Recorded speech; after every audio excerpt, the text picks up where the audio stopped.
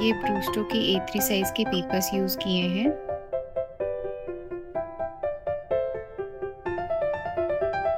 Border के लिए मैंने ये ruler micro tip ball pen use किया है। ये हिमी के एक्रेलिक मार्कर्स है, इजी टू यूज़ है।